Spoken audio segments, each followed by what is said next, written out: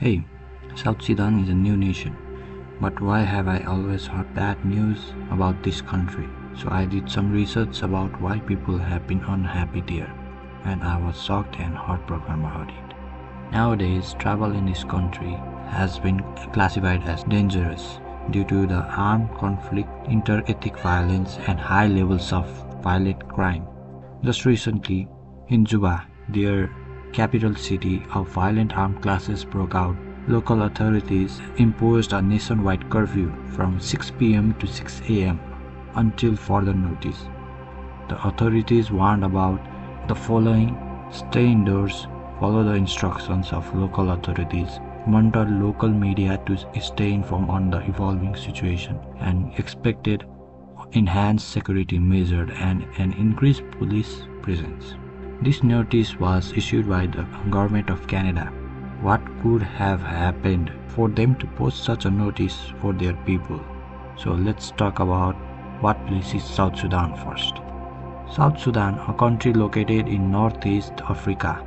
It is rich in biodiversity with lush rainforest that houses many types of wild animals. South Sudan is on the north of Sudan or Northern Sudan, on the east by Ethiopia, on the south by Kenya, Uganda and the Democratic Republic of Congo, on the west by Central African Republic. The ethnicity of South Sudan are mainly Africans who follow traditional African religion or Christianity. South Sudan's main source of income is from livestock, agriculture and oil. The oil is the primary source of income for South Sudan, which makes about several $billion a year. Before 2011, South Sudan was part of Sudan or Northern Sudan that I recently talked about, which is in their north. But after 2011, it has been recognized as a separate part of the country. So why did South Sudan become a branch off from North Sudan to make their own country? South Sudan was preoccupied by various ethnic groups in 15th to 18th century, but after 1820, South Sudan was occupied and reigned by Egypt, the then Ottoman Empire. By the end of 18th century, it was already under the Egypt-British system known as Anglo-Egyptian condominium, where most of the administrative work is done by British, and Egypt has the nominal sovereign under Sudan. In the south, there was a greater resistance than the north. Due to this, north was easier for the Egypt-British ruler to develop than the south. So how did Sudan gain independence from Egypt-British rulers?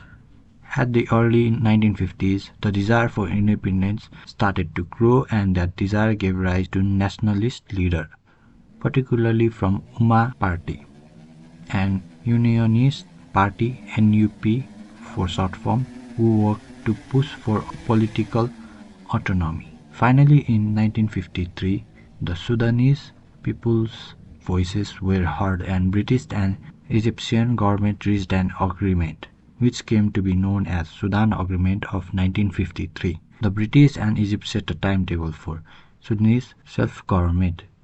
The agreement allowed Sudan to form a self-governing parliamentary system, set the stage for full independence. Like the elections were held in the following year and at long last in January 1, 1956. After 3 years, Sudan officially became independent.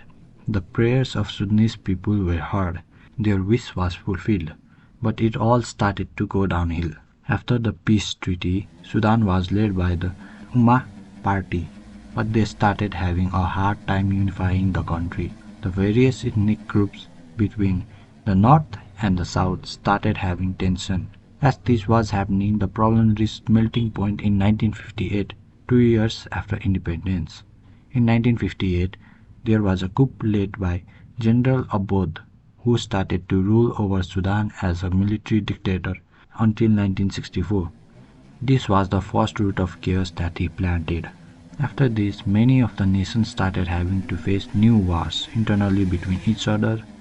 What should have been the joy of independence started to turn into a cruel, unending cycle for South Sudan and its people. Many people were hoping for a bright future where they don't have to be oppressed like their previous occupier, but all the hopes were lost in vain.